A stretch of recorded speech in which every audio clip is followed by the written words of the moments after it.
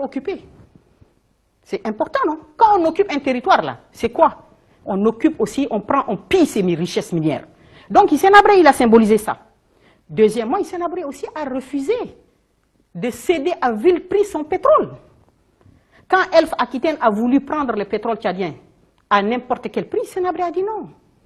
Donc, ça, là, c'est ça ce qu'il symbolise. Aujourd'hui, il paye pour sa témérité. Et il paye, c'est un symbole. Oui. Alors, ça veut dire quoi ça? Ça pose le problème de leadership.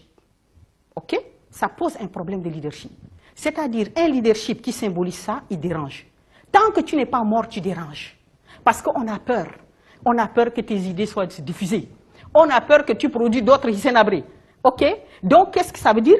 Il faut casser d'abord l'image. C'est pour ça qu'on a cette grande opération médiatique, de lynchage médiatique pour casser sa personne, son image, en disant 40 000 morts, nangam, nangam. N'est-ce pas? Donc, ça veut dire que le leadership est très important. Aujourd'hui, quand vous voyez la France-Afrique, quand elle agit dans nos pays, elle élimine les leaders. Elle n'élimine pas ses collaborateurs.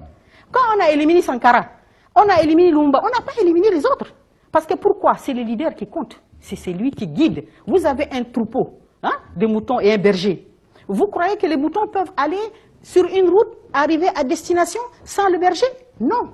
Donc quand on a un berger qui ne va pas sur notre route de la France-Afrique, ben on le démolit.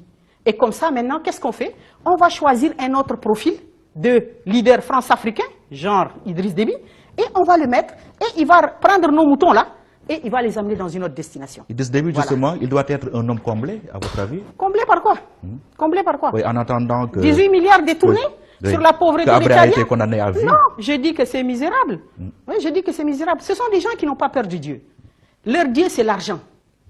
Et Hissène Habré a démontré dans sa vie que ce n'est pas un homme, c'est un homme intègre, c'est un homme qui n'a pas sacrifié la cause de son peuple, il n'a pas liquidé les intérêts de son pays, et c'est ça que les nations, peut-être certains peuples n'ont pas encore compris, mais ils vont le comprendre, s'ils ont droit à la parole. Aujourd'hui, ce procès, c'est qui?